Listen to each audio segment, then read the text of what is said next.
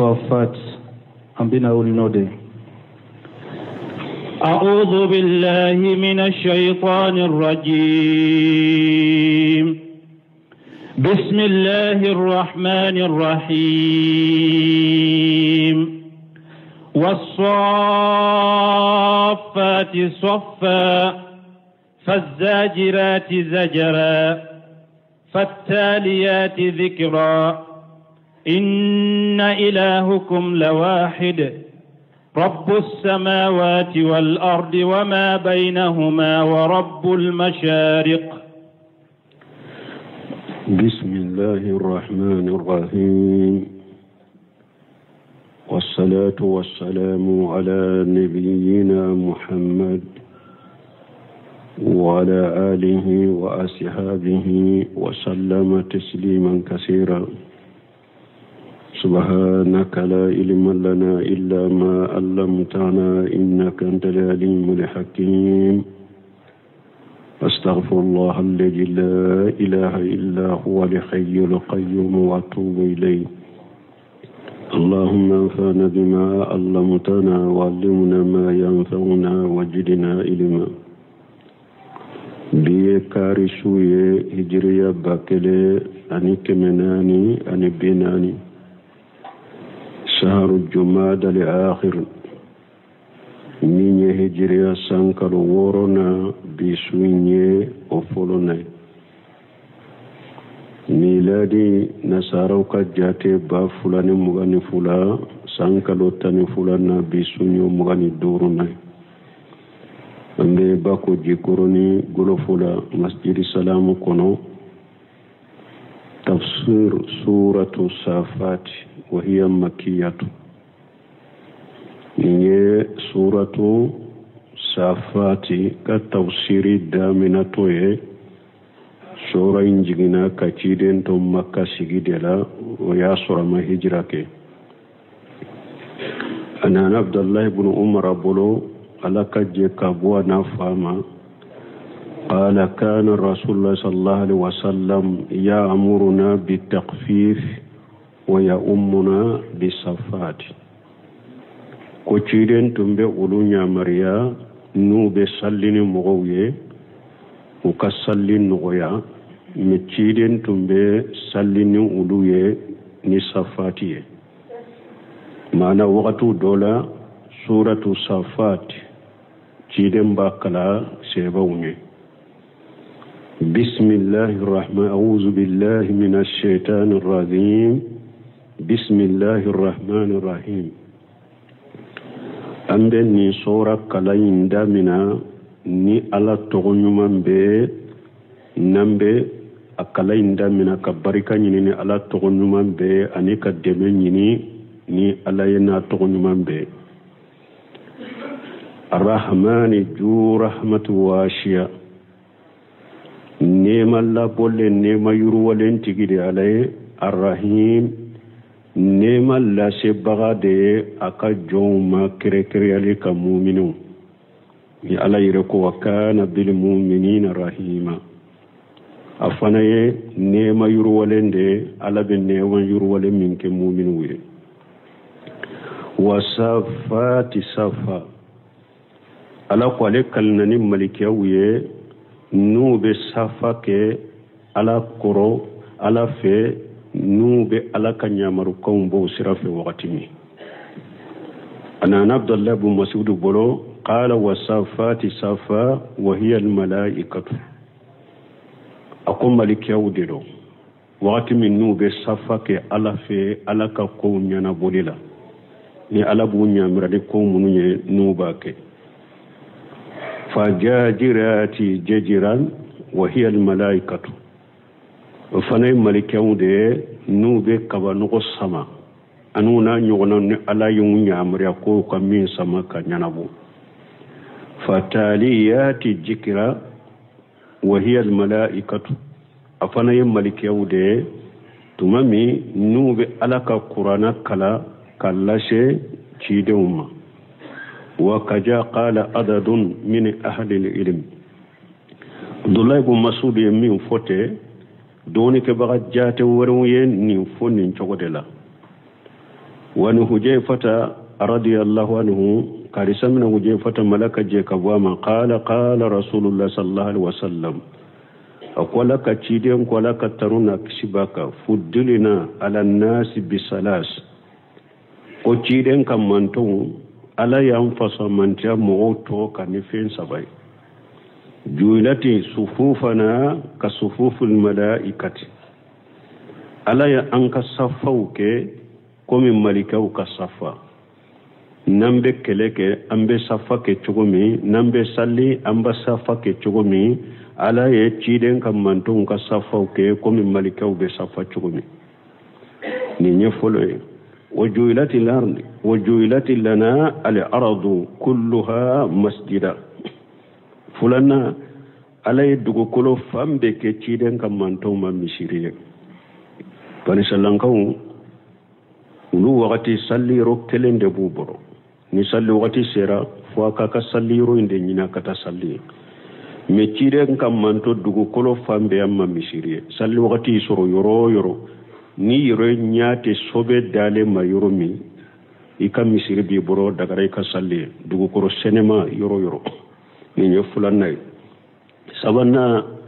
وجعل لنا ترابها طهورا إذا لم نجد الماء سبنا دوغو كولو كبغو على يوكي أما سنيا فيني نما جيسو ni mo min be yoro mi ko kono nawla salli wati sera jiti bolo salli jitila ibe tayammamu ke kasalli ni janaba bila jiti bolo ni be ko ibe tayammamu ke kasalli ala ye ciden kam manton kere kanin fe sabaka anye wani jabir ibn sumra radiyallahu anhu qala rasulullah sallallahu alaihi wasallam kadi samina jabir ibn sumra malaka je kabwama ko ciden ko ala kataruna kisibaka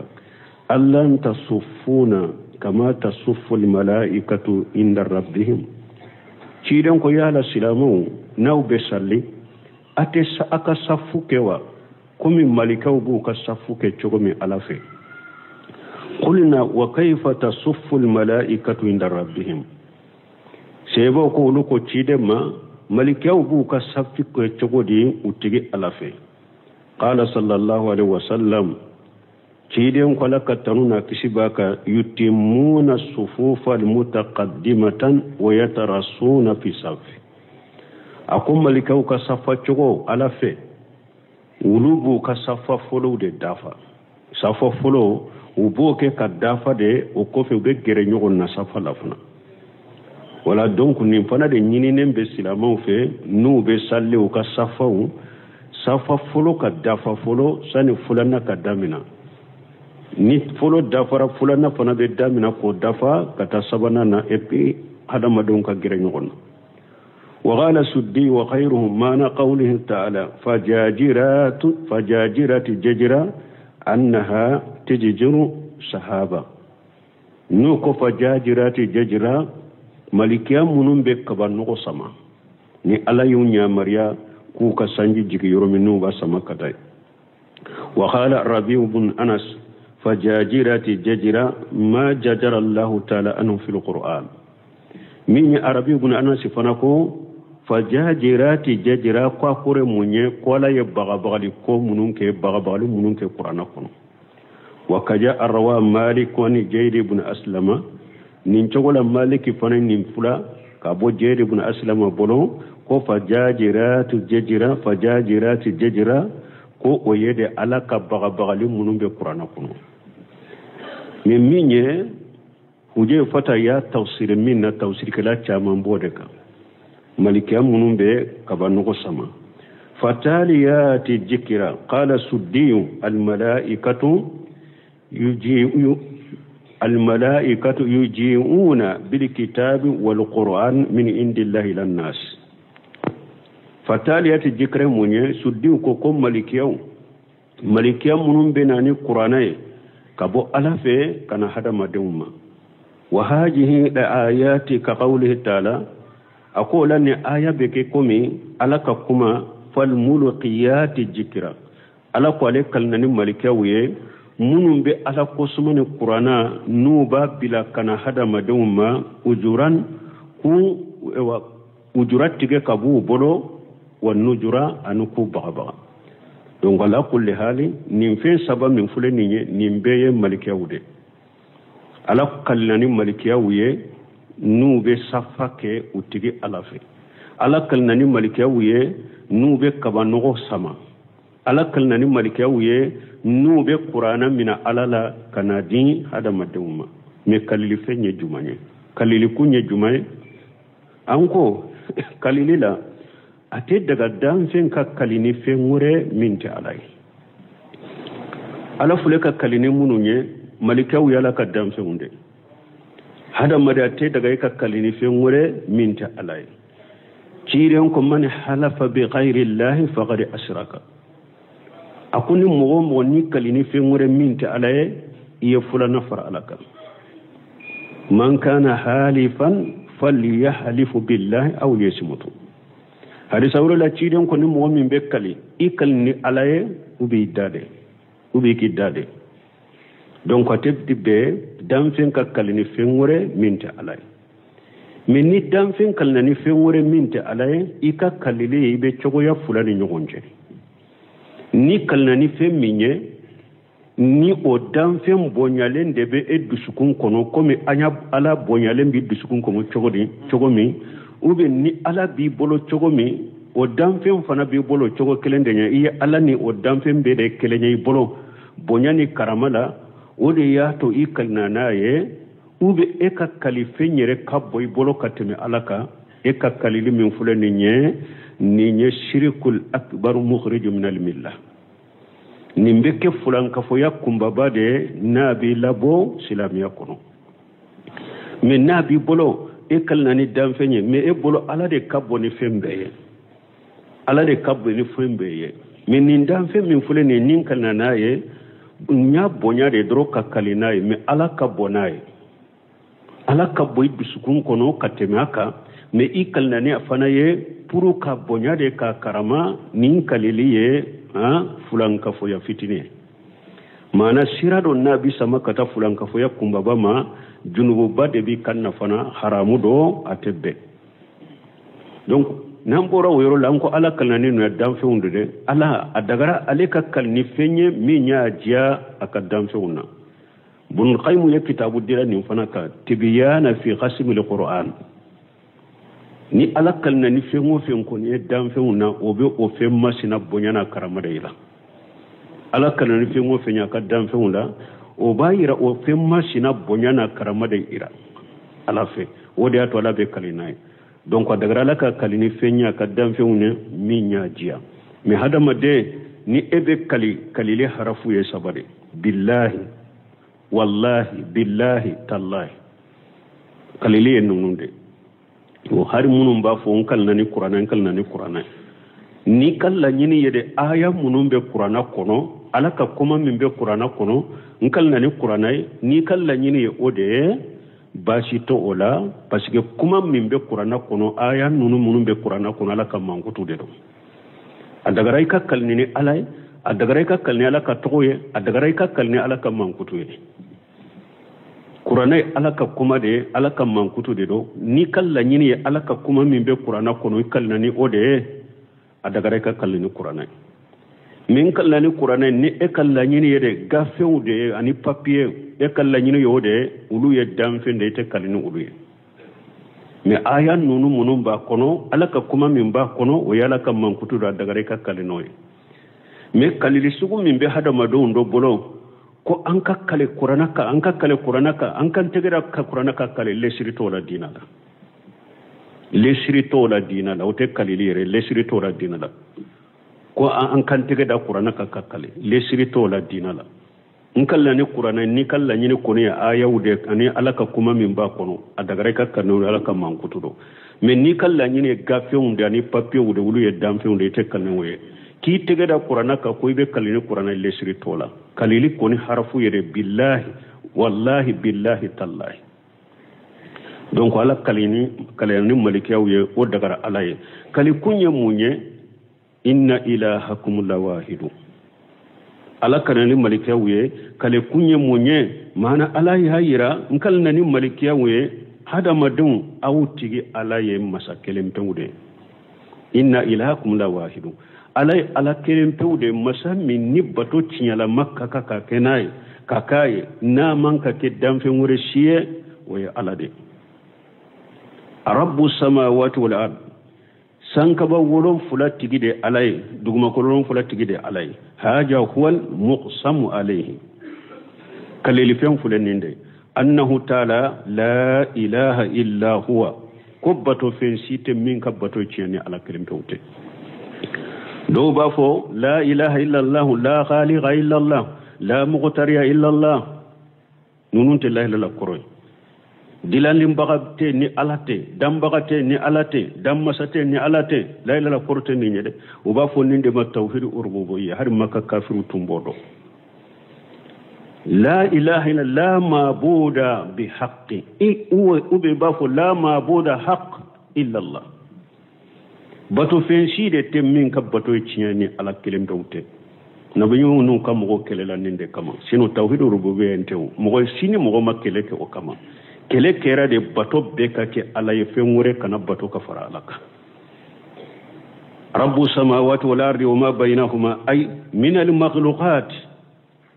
sanka bawlon fulatigi ala de duguma ko lon fulatigi ala de ani fenwo fembe sanni duguce damfe be sanni duguce be tigi ala de wa rabbul mashariqi bo yoro tigi ala de ala ye bo yoro fo munna ama eba bin yoro fo parce que ni bo yoro fo ra doro o be bin yoro fo na yirila o dia to ala ma bin yoro yin fo ka faraka sino yoro werela ala ye bin yoro yin faraka na ko wa rabbul masariqi ay huwa al malik al mutasarrif fi khalqi bi tasghiri bima fi min al kawakib sawabiti wa sayarat bo yoro tigi ala de bo yoro munu ni e wad dolo be boye dolo munu be sabatu nola ni dolo munu be poli tabdu min al masriqi wa takhrubu min al maghribi dolo munu ni tile munu ni kalo munu nu be bo ewa koronfe u bo yoro la u be tabitile binfe waqtafa bi jikr al masariqi an al magharibi ala yawsake ka bo yoro fo nama bin yoro fo lidalalatiha alayha parce que ni bo yoro fora durabe bi yoro fana yirila har no ma fo kafaraka wa ghari sarraha bi jalika fi qawlihi ajja wa jalla ala yofo yoro wore ka jeya musammin ka bakurta reno yoro wore la ko falau uqsim bi rabbil masriqi wal maghribi inna la qadiruna falau uqsim bi rabbil masariqi فلو قسم برب المسارق والمغارب إن لقادرون أنا كوكو عليك كلنا ني بو يرو يو أني بين يرو على دبس فمبلا وقال تعالى في آية الأخرى آية وركن على رب المشرقين ورب المغربين بو يرو ورلا بو يرو فلا أني بين يرو فلا يرو ورلا رب المشرق والمغرب مفرد بس كنا نقرأ نكون نشوفه بلا مفرد نانا رب المشرق والمغرب نانا كاكم مفرد رب المشرقين ورب المغربين بو يرفلا بيرفلا وفنا نانا جمو فنا نانا رب المشارق والمغارب أبوكم من نابية فلو قسموا برب المشارق والمغارب إن لقادرون أنا نين لها لا تشوفوا سبب القرآن كنا نانا نكلنا ويتلي بويرو أنا بيرو رب المشرق والمغرب ويتلي بويرو أنا بيرو نانا جمو لا وفلالا رب المشرقين ورب المغربين توصيل كلا بو توصيلي تلي أني كلو بويرو أني تلي نكلو بيرو نانا جمو لا رب المشرقين رب المشارق والمغارب ويبويرو تلي بولا كالو بولا دولو بولا أني بيرو تلي بيرو بولا كالو بيرو بولا دولو بيرو بولا وبدوبا فنانا نفلا tile anene boyoro ana tile mafila boyoro tile nene boyoro ana tile mafila boyoro ani kalo nene boyoro ana tile mafila boyoro donc nunu fana be fara ɲɔgɔn ka kurana la nin cogo de la u bena mufaradu la u bena musanna la u bena jamu la إنا زينا السماء الدنيا بزينة الكواكب إنا زينا السماء الدنيا بزينة الكواكب يخبر تعالى أنه زينا السماء الدنيا للناظرين إليها من أهل الأرض نهاية كنا لا ينكبر يا مسلم كرتالين هو عليه جيا سانكباي مصري dugukolo dunkewe ni mogo min ye sankaba kun korota ka sankaba laje ala ye sankaba masirni dolow ye mais mogo be sankaba masirli doni dolow ye de ni be burusu kono yelente yoromi ni be dibila yelente yoromi te kuran koro te yelen koro ni kun korota sufela la ka sanfela laje ni ayuna nyogonaw u kube bangiye o wakati de ala ko ale diya sankaba masiri dugukolo dunkenw ye lajeli kele bagaye ka masirni dolow ye bijinatil kawakib uriya bil idafati wa bil badali wa kilahuma bimana wahid fal kawakibu sayyaratu wa sawabitu dolo munun fule ka fote dolo munun be boli dolo munun be sabati abede ba kono دوها زرم يسقب دوها زرم السماء صفاف فتودي لأهل الأرض دولون نونون يلي وبي سانكبا وبي اوا سانكبا بوفو سامفلا دلا نو يلم بي اوا سامفلا دبي فرا كان يلن دي دوكولو دونكوما كان يلن دي دوكولو دونكوما كومني الا كوني آية انيغنا فنا بي سورة الملك كونو ولقد جينا السماء الدنيا بمسابها وجعلناها أرجوما للشياطين وأعتدنا لهم عذابا سعيرا دونك على فلك كفر رفض دولو لايا أن يغنفر سورة الملك كنو فلو يموني على يدولو كي كسانكبا مسيرين دوغو كل دونك مني كسيا إيوا سانفلا لاجي إبا سرو أمسيري لندوني على يا مسيرين دولو وحفظا من كل شيطان مارد وحفظا ندولو كي كسانكبا فنا تنغا فنا وحفظا تقديره وحفظناها حفظا او ني سانكبا تنغا فنا تنغالي دامبلا فنا من كل شيطان مارد كبو شيطان كلين كلمه شيطان منو نيكنا gelawule donc abe komi dolon sanfe ala ye kunde fula folo ka sankaba masirnu ye fulana ni setane kanna gele munu yelela nyogon ka kata sanfe ko beta sanfe la tibariya lame malikaw bolo kana fo u ka bara nyogo setane ye dugu koloka ala be dolo ke tasuma e ka firuka dolo be akko adola abajani dolo sana ka ku sanfe mogola iba sorale kuma min bale duguma ayofo donc o kuma imbena duguma mais ni dolo in kuran la kasura makuma fo duguma moye to kuma soro dolo ba fa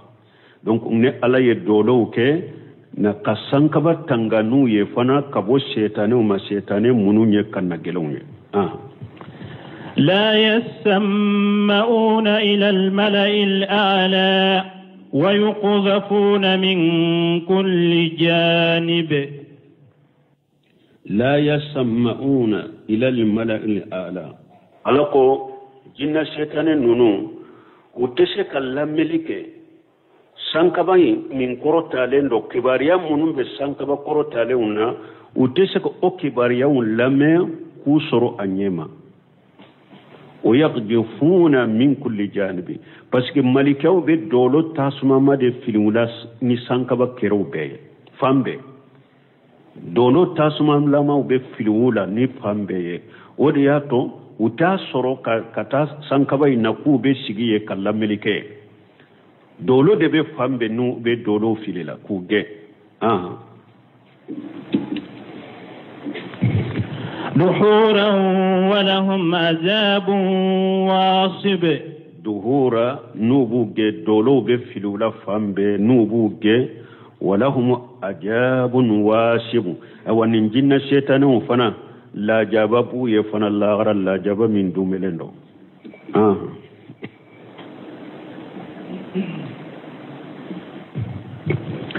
إلا من خطف الخطفة فأتبعه شهاب ثاقب إلا من خطف الخطفة ni ala yeretum ma fo ni ala yeretum ma latige jinna shaytan o teseka foy me sanfe kube jiginaji ni ala yere ya sabati ala ba kuye wakatu dola illa man khatifa alqatafatan foni jinna minye fendo purti sanfe na ye fendo me malikiya wala sanfe na ye o moni purti malikiya bolo ayo me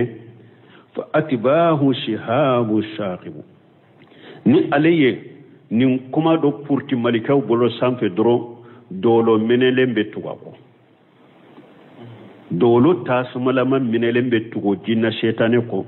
adun dolo menene mbe kus jinna shaytane la kajani sani aleka kuma yunfo aduguma mogoy adula sani dolo menene inka ale soro kajani ibasoro ale kuma yunfo mimba duguma mimbo fana duguma be kuma yunfo oye mimbo fana duguma fana be kuma yunfo oye fo mimbe duguka dugu koloka ani jinna ani hadamaden shaytane mimbe barake nyogon fe abeta ofo aye kon nimbeke wo shaytane infana be galon kemetige kafara jinna kala halay ninde donc chani ciden kasi asabatira jinna utumbeta sanfe yorode bu bolo sanfe nu beta sigiye kala melike utumbesta sigiye kala melike jinna utumboke metuma mi ciden cira jinna ma sigi yoro soro sanfe tuguni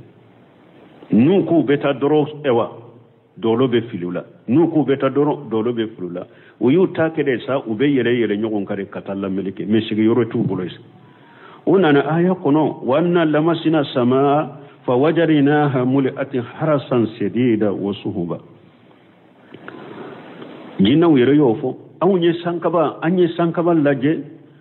anya soro sankaba afalendo harasan sadida afalendo malikiya tangali kala dela nube sankaba intanga wasuhuba ani dolo wanna kunna naqudu minha maqaida lisamwi me aw sanin ninkake wakati temena sigi yuro tumbe aw bolo sampe nembata sigi kala melike faman yastamila ana me sisa ni mugo koy beta la melike de yajidi lahu shihaba rasada ibes ewa dolo menenen de soroye nabi makonoy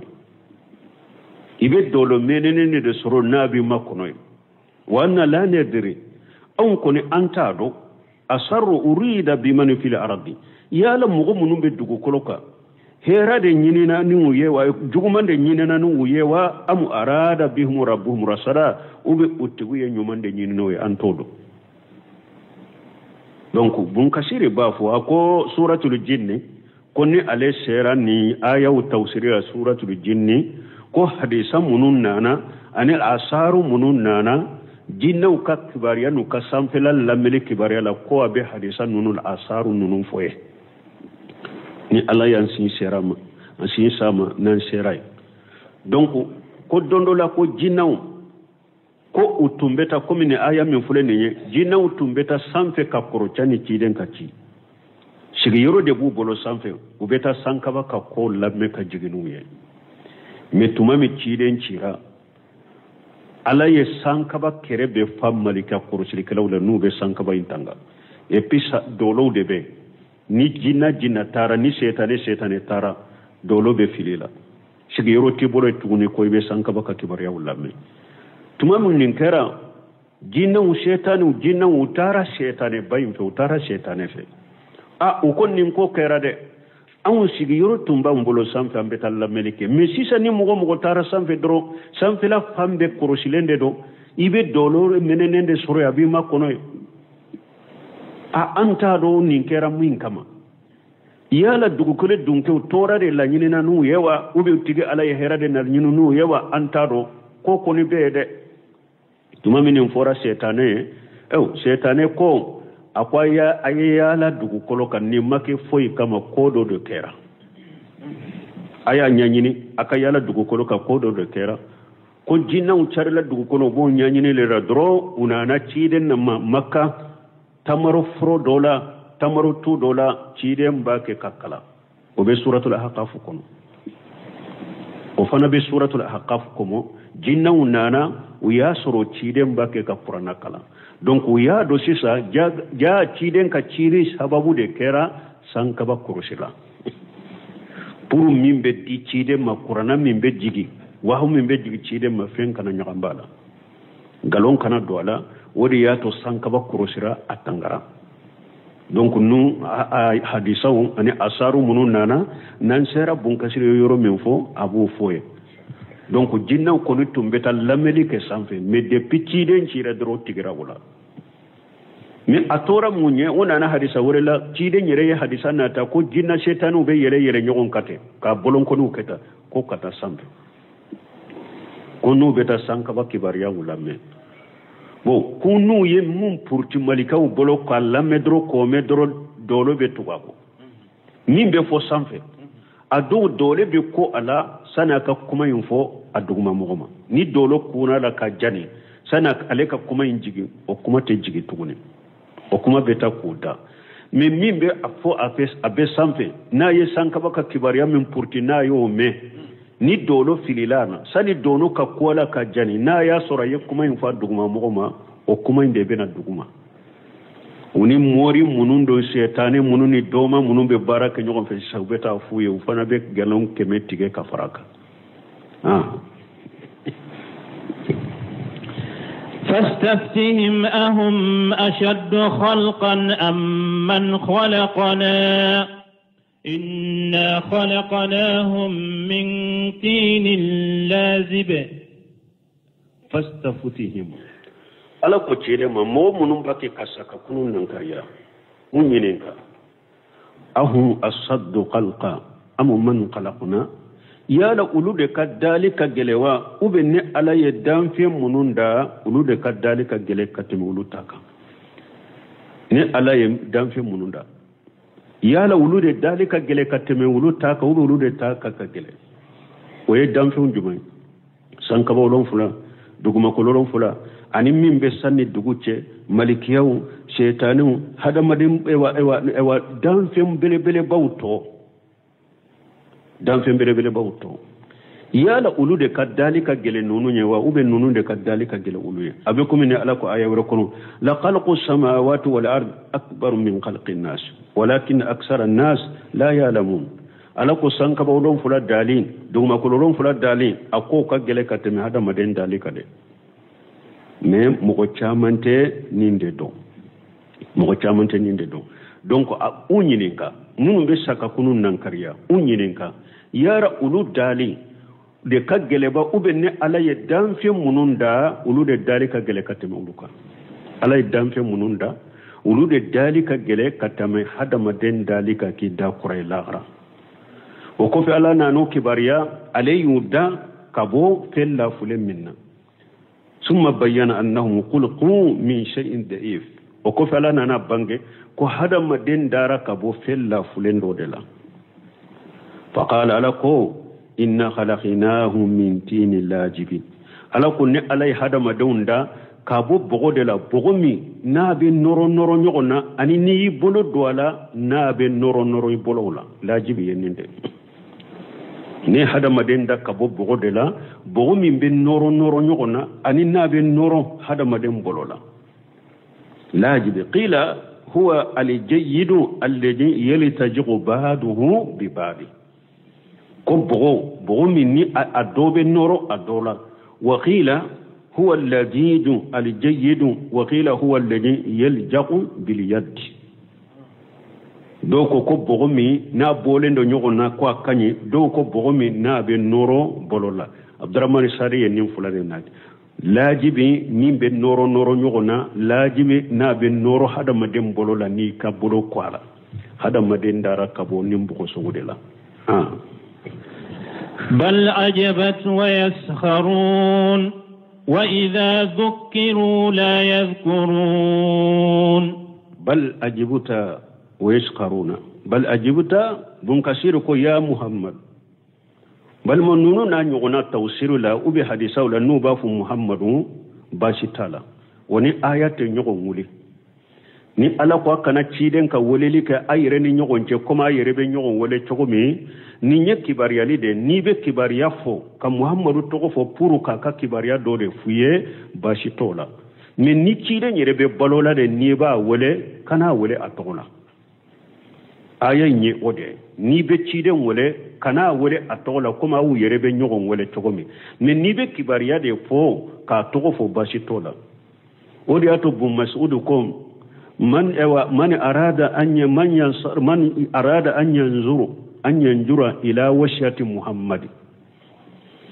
ودياتو بن مسعود كون نمو من بافك كمحمد كوشي الله جي ودياتو توسير فنالا أكاچا توسير كلاو وبافو يا محمد نيني كبار يالي دي وني آية انتنيوغن شرالا وني آية انتنيوغن ولي آية انكودي لا تجلوا دعاء الرسول كدعاء بعدكم بعد كدعاء بعدكم بعد akana ciden ka woliri ke kuma au yerebe nyogon wole chogme ayal la nyini yode ni ciden be balola ni eba wole de kana wole na togo kuma au yerebe nyogon wole ni nyogon togo chogme mais ni be ciden ka kibariya do de fo moye ni ko muhammad ko te ewa ya muhammad nuna nyogona bashi tola wodi ato kacca tawsiru kono wala to bun kasiru ko ya bal ajibta wa yashkharuna ay bal ajibta ya muhammad محمد إكبا قرى من تكجيب هؤلاء المنكرين للباس منهم باكي كوتاكا كنون ننكريا إكبا قرى وكاكما ينا ويساكا كنون ننكريا لنقلون تغلمك إكبا قرى ولا وأنت موقن مصدق بما أخبر الله تعالى من الأمر العجيب من محمد فليد دانكنا لهم لنا تشيدين إدانكا لهم دوني كيامي كو أبكي ni alaka ewa ikaba kolembe alaka nyamaru kanna fana wa huwa iadatul ajsami bara fanaiha ninye kafar kolo sagi ubannen ko fe kuk sagi u chogo korola eddan kalenen doni oye ikaba kolembe ola wa hum bi khilafi amrika me uluni e chogo te kelenye mi sitati takijibu yaskaruna uluka galontigali sababu la galontigali gele membulu bolo katasa ka kunuma ulu ma to galontigali la de ulu yettilonke yere kenay kam moke bode kana yere donc tafsir la tigula tafsir la werula ubafu bal ajibuta ka kuma la se cide ma ube kuma be se ka la se mogo ma e hada madde imin dara saka kunula e kaba korel be alaka bara la naka kewalena ani saka kunula me kafiru baki ka tilonke kenal munu nya galontigala ulu ma to galontigali la de wayashharuna ulu baki kaptilunke de ke nay kam moke boke nay yashharuna kure munye yastahjiuna ulu baki kaptilunke de ke nay e kabakura saka kunula e kabakura alaka kabakola ko yomal kiyama do e kabakura alaka kola anaka nyamarukanna ko be hada madembe kunula gara nunu nya galontigaya ulu mate galontigali fana made ويمك بودي كالا كتلون كناي وإذا رأوا آية يستسخرون وقالوا إن هذا إلا سحر مبين ويسخرون وإذا ذكروا لا يذكرون أو نين كافرون فنفله وكبن بنجان وككن جليا أنهم مكوتالا hari nuyu hakili jigi saka kunu na chogo utemiri utetasi u hakili te jigala nuyu hakili jigi chogo uteso hakili te jigala bambantiya ni kanna gele mumbu bolo wa ija araw ayatan yastasighiruna aw nuyu alaka tamanse ye nuyu alaka kabako ye ubetulonge keno yode utabonyo koy ubetulunke kenaye kabako nu yaye ubetulunke kenaye de washakhiru دلال بني آدم وإذا أروا آية أي دلالة واضحة على ذلك نو يدليل جيل من بساك كنويرا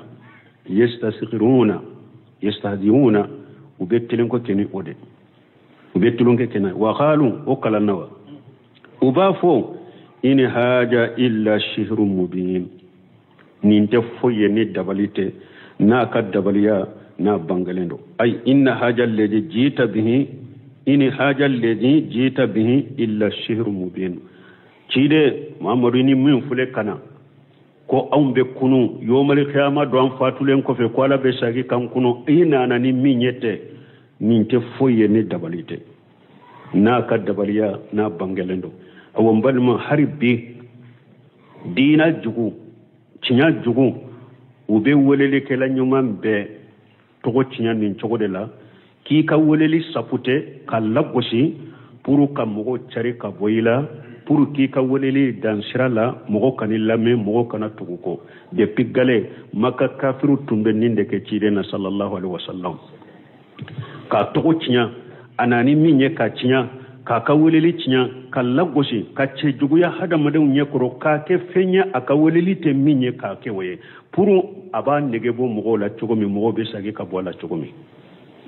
wa harbi wode be jiyan kuno nu ye woleli kila yede ko ebe woleli ke kata tauhidi de mawa ani sunna ala famu salafu salih galon sugu bebe da eka to jugu bebe da eka ibika woleli ke fembeye habe mogo kafriyade ate mogo bonya ayan ketede ayan fotede ayan ninde fo onyo na chama mamur bunu wahabul la jedro ko nana ni majahabi duru nay ko abebe kafriya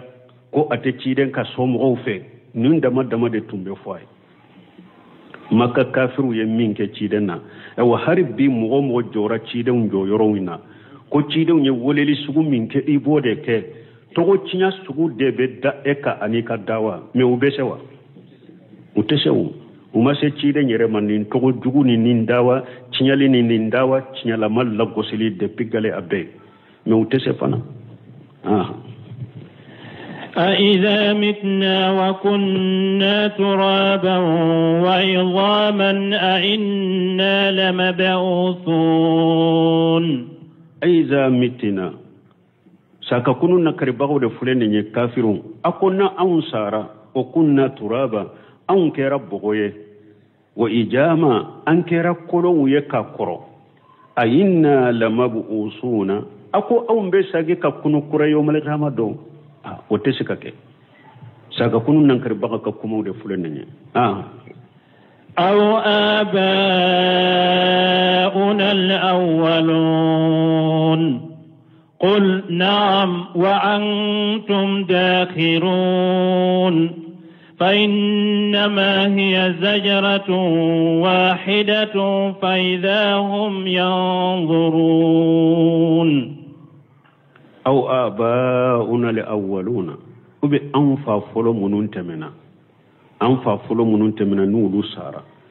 أكو أنو بي ساقي كاكونو لاغرا ساكا كونو نانكاري باغو دي كاكوما وفلين نو بي قيامة كيلي ني كونو كيلي جانيا قل مامرا فوي نام أو دي أو فاتو لين كوفي أو كيلين كوفي أسالين كوفي كاكي بغوي أو كيلين كوفي كاكي كولووية أبي ساقي كاكونو لاغرا أو فلو منون تمنا نو سارا أو فنانيه وكيرا بغوية وكيرا كولووية وفنا بكونو يوم القيامة دون وأنتم الداخرون أو أبي دوغيا لين بنا على ما فنا قيامة كنكا أبي كونو الدوغيا لين بنا قيامة كنكا كان ألافي نابنا فنا خفاتا أورتا قرلا غير مختومين أبنا علما أفري لانكولو أسين لانكولو hari abolo kolente min tun tigrala kaboy awla jian kono yere nabe bo kaburu la be sagi awla afar lankolo de bena alama asen nankolo hari aw tigelente fana ewa hari ewa nafolo kelenta bulo bu ewa buhumun ona na hadisa ire way dola abolo lankolo de bena alama abolo lankolo afar lankolo abolo kolente asen nankolo daghiruna aw dogo yalen bena alama وقالوا يا ويلنا هذا يوم الدين فإنما هي ججرة واحدة ويولي كوكلين ديو فإجاهم ينجرون ولذلك كولدرو وبو يرسر قيامة كنك النوب قيامة كقول لجه فإنما هو أمر واحد من الله عز وجل يدعوهم دعوة واحدة ويولي لك كلين ألبلو ألبو ولسنيا كلين درو أن يخرجوا من الأرض ألبو ولسنيا كلين درو كو كبود كل جكرو فإجاهم قيام بين يديه ينظرون إلى أحوال يوم القيامة ولذلك كلين درو وبو يرسرو جولين بي ألاوفي ألا قرو نوباك كقيامة كسرانيا كو نوباك كلاجي وقالوا نين كرباف يا ويلنا هذا يوم الدين يخبر تعالى أنقل الكفار يوم القيامة على بانك باريا كافر كما وما قيامة دون أنهم يرجعون على أنفسهم بالملامات ni kafiru jora qiyama kene ka ube jalagi sagi katu yere dema ku yele jalagi obe fenya wayatarifuna annahum kanu jalimina li anfusihim fi dari dunya uyere ba foka jwala ko auntum be jinya sokono wakati mi ande kera anyere kunto no baay ande anyere tonyo de fayja ayyanu ahwala li qiyamati nadimu kull nadami ni kafiru jora qiyama kene ka nu ya qiyama kene nu ya kasiranya fiunye ube nimisa dambela haisu la yanfa'uhum an-nadam waqti min nimisatu nafa wa qalu ya waylana haja yawmuddin aw ba fu halaki baunde yasa nimisa baunde yasa sarali donde fulenye fataqulu lahum al-malaikatu wal mu'minuna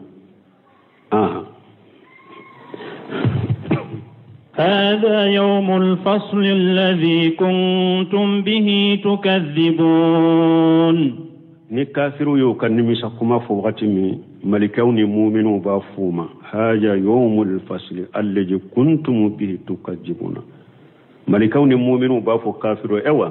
faranfansiya donde fulenni nye faranfansiya donde yenni ndoyi nye domini autumbe jiankono na ya galontiga ya domini alabe ko bebo nyogonna ka fembe faranfansiya ka bebo nyogonna jiade abe galonni tinya nyagambiya bebi tafo janko silame sariyate jamana munun kono marabagaw ma fangasro jamana population ka dede be shigi ka sokono ki damana vocali dila ki damana video dila i damana radio so ka ci ka be nyagambi me obe qiyama ba yawmul fasl abebe faram fanshi be kitafo ya de abebe faram fanshi qiyama ni mogo masira alanye ika sagi kata qur'ana maka famu komi sarafu ya famu chogomi ikata hadisa maka famu ko barakunu sarafu yuke chogomi yawmal qiyamah do itumbe koko la jian kono ya itumbe fengo ala ba be kise dai tege ibe nimisa odo do min fana nimisa te foi na fa ima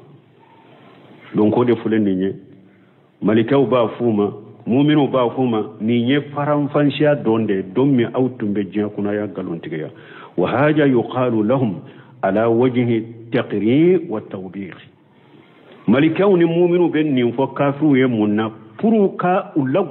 لغوشي لبولوكا اني دسو كاشي ويأمر الله تعالى الملائكة أنتم يجل الكفار من المؤمنين في الموقف ومحصرهم ومنصرهم آية بنا نيفي يوم القيامة دونين ننكرا على بن ملكون يا مريم abafo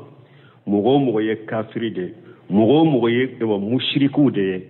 aye kafiru ni mushriku bo nyogona aku bo hari joyorola kafiru kata jowdama mu'minu ka jowdama aw mu fara nyogon kaya jamana nyere do wudambi kata silamiya yerema ka hari femfo kafiru ka kafiriya yere fa be abe digula sisa ne tado hakilina suguni moteri sugu mimbe hada madon kono de bi hari ka yahudiya ka yahudiya ni ka kafiriya fo kan nasarau kan nasaranu ka kafiriya fo abe digi silamu dola bi ko nunun te woleli to yere do ko hinna yere kisekele de tu ka woleli amene la hawla wala quwwata illa billah anta do de sa nimbe hadama de no fe nin jamana kono bi kasoro an kam mo foro temena doni mimbe dugu kolo kasisa doni mimbe ambulo sisa o doni mashe an kam mo foro ma me doni hakke mimbu bolon doni hakke mimbu bolon u ye fengo fen ko u kanyana mo yakono ye kafiride ado wakati ni ye français fo chokorba u do ye bonen soro abe bugoli daika ko kafirika ibe kafirika de fo ne ko wi itin te se ka wi fo an kam mo folo mo do u be ka pantalon yila ko kafiri fini ino de bena ne ka sokono abige fo ni tara mo do nyini u kana bilenye ka ya fa nyina fe me sisa aude tafe fenka fo yahudiyai aude tafe fenka fo nasarai ahmad ibn hanbali ni abe kare kono nasara kumbora kare kuna lebe kare kuna ba nya tugude fo nasaren kateme ko le tafe kala jugu ya nyala ahmad ibn hanbali nasara na ya ba nya tugu ko tafe kala jugu ya nyala kide nyere yemufu akwa kana yahudani nasara damina ni salamu ye uni foli manka uni bonya manka au kanu damina ni foli ya uni bonya manka u bola kanu bonya wajala ghaytum fi tariqi faditaruhum ila adiyaha aw nani kafiru ben nasira la fana yahudani nasara abbe na kare kono nala kare korona bujara ambu tasibe jamacha yara kare kono au silama de taye sirai aw silama de taye kare kono na ye ayi yahudani nasara posha ku bila sira kerefe aw silama ka teme sira chamancela nunu nye chidente hinna aw de be dina la ataka dina do aw ye fendo ya usuranta do minya usuro shilo silama manka kafiri kanu chogosu ebe se ka kafiru bonya utala ku defa hari e wanni tarate munun fulani nyemmin bu kontrola ku wajiri ku lagos amandi islamu doye o man yuhinullah fama lahum min mukrim ala yere mo min doye be se ko boni ala yere ko kafiru ma ulaika hum sarru li bariya ako kafiri ka jugu damfembe ulaika kal an'am bal hum dallu aya dolala ko kafiru be ko min bagande ako baganyere u fililendo kateme baganyere ka huli be siga nunun korota wallahi silamu nausa gira kataka qur'ana ka hadisa ma walillahi liijjatu walirasulihi walil mu'minina bonyai ala de taye bonyai ciden de taye bonyai mu'minu de taye walakin al munafiquna la ya'lamun min munafiqun munum be silami yala utenni ndo ulube kafiri tanu ni kafiri majamu de la fu bake ku jakwa ke silama yire balla nyini ka yahudani nasara jakwa ke silama yire jamana nunun kuno ya wa antumul alauna in kuntum mu'minina alaku silamu aw de be sanfe men nakera mu'minu yede sarati naye mu'minu yedu kolo kam go taw sanfe adebe be sanfe men nakera mu'minu de namake mu'minu yedu bebe tamaw kake silama chaman choko fule odeye alakan kisala kantanga احشروا الذين ظلموا وأزواجهم وما كانوا يعبدون احشروا الذين ظلموا ala bafo malikawiye mogo munu nyung yere kunto nyoni kafira ni mushrikiyai aye ulu fara nyogon ka udama wa ajwajuhum anuna nyogono ni wajwajuhum to ko furmuso de nyogono kafiru bun kasiri bafo ya wa ajwajuhum yani bi ajwajihim asbahihim wa amsalihim uluna nyogono ayunu nyogono fara nyogonka وكذلك قال عدد من العلماء وان عمر بن الخطاب احصروا الذين جلموا واجواجهم قال واخوانهم يعني يجيء اصحاب جنا ما اصحاب الجنا وأشهاب ريبة ما أشهاب ريبة وأشهاب القمر ما أشهاب القمر لا ينين وأسبابهم نون يجني كلاو ده أي يجني كلاو دما فرانيونك ودما نون يدلوميناو يدلومينا نيونا دلوميناو أيو فرانيونك ودما مين يريبا دوناو يريبا دوناو نيونا يريبا دونا دما أيو فرانيونك هكذا نينشو دلا مين مشركو mushriki na nyogona mushriku ayu fara nyogonka minye kafiriye kafiri na nyogona kafiri ayu fara nyogonka minye munafiqiye munafiqu na nyogona munafiqa ayu fara nyogonka nunu nye bidia mogo nya an nyogona bidia mogo ayu fara nyogonka wajahu koro ninde wama yaabuduna anu tumbe mumbato kafara alaka jiya kono wama yaabuduna min dunillahi anu tumbe munumbato kafara alaka kuto jiya kono aye unu kabbato fim fara nyogon ka udama ay minale asnami wal andadi munun tatu nye bolewde munun tatu te bato munun tatu nye bato fe worewde watuhsaru ma hum fi amakinihim aye unu kabbato fim fara nyogon ka ube yoromi mbalima ko la na nyana bolla gara nyana boli fulede mugo kafir la masera la gara ini bidia sera ini munafika sera ini mushrika sera ini nyogonaw ala baw fara ñogon kaw damade ani mu'minu te fana rew mu'minu bu fandela aw fana ala ba fo malikaw ka bo jamadela o kani mu'minu fara ka bo ñogona kaw jo aw damay ana ka bato few من دون الله فاهدوهم إلى صراط الجحيم وقفوهم إنهم مسؤولون نوفر لا نيغون كو دما انو تومبي منوم باتو من دون الله غفر alaka yala ni ko banende ubolo nu yu fara nyogon ka udama jene ya kela nu nyogona jene ya kela dolomina nu nyogona dolomina iribaduna nu nyogona iribaduna kafir na nyogona kafiru nu ka bato few mushriku na nyogona mushriku nu ka bato few bidiya mugo nu yu fara nyogon kan nin chogola ne nya banaya fahduhum ila siratil jahim ala ba fo malikawiye minya jahima tasuma jannaba tasuma sira aya ira nonu na de kata jannaba ayu bila kata jannaba sirama awa utato fana waqufuhum utato ala ba fo ayujo innahum mas'uluna benu benyine kada sisa ku fese ku koloshi ay jahannaba sira yurula ay jahima sira aya yurula ayu bila kata jahima sirama utato fana ala ba fo malikawiye ayu bejo benu nyinenka yo nyinenka lini fese lini o fana be uli innahum mas'uluna kifuhum hatta yushalu an amalihim wa aqwalihim ayujo nku nyinin ka ka fota nu ka ketawla allati sadarati anhum fi dari dunya ko munun boru la kuma munun boru la jiya kuno ayujo nku nyinin ka ala yan ihbusuhum innahum mahbusuna muhasabuna ayu be fara nyogon ka ku jonne ala benu koroside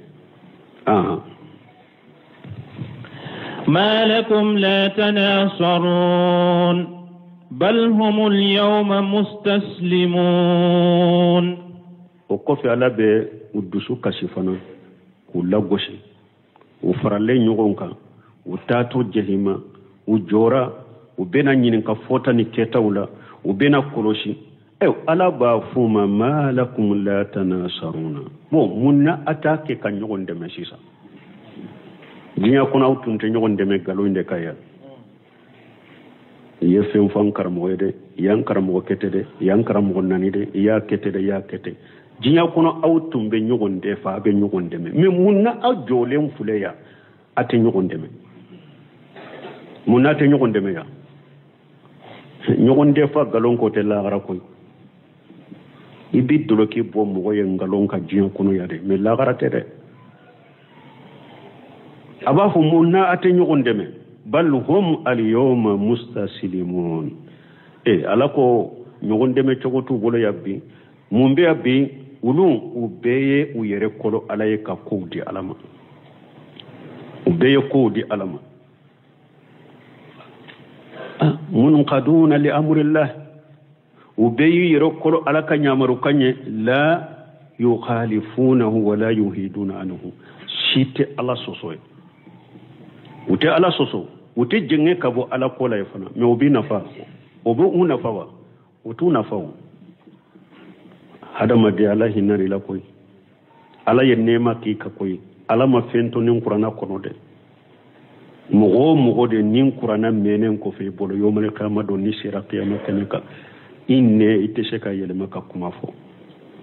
huja bede jorika wa uhiya ilayya haja alquran li unjirakum bihi man balagha ciren ko ako alay nin qur'ana wa hukana nema makan kaw purun ka aw baga nay o man balagha ani qur'ana shera mo ma min be dugu bannu nun kono ya ibe abiriya kuntigiya minna iba mushrikiya kuntigiya minna ube galon tiga minna huja ti bolo la garde huja jora beka mo yo qur'ana me qur'ana serima akuro foriye kanna kam minni ba me huja te bolo de huja jora kade ebe kafiriya minna ye kafiri de be mushrikiya minna ye mushriki de ebe bidiya mo minna ye bidiya mo de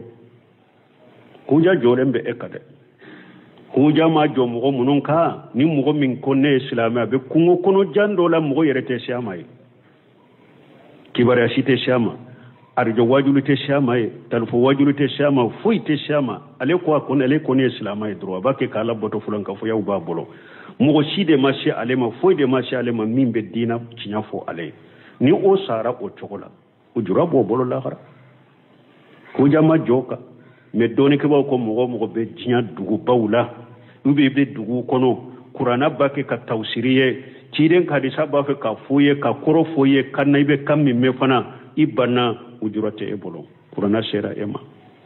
yomal kama do etta be ke nimisa de yorumin kan nimisa te fe nafa malakan kisoma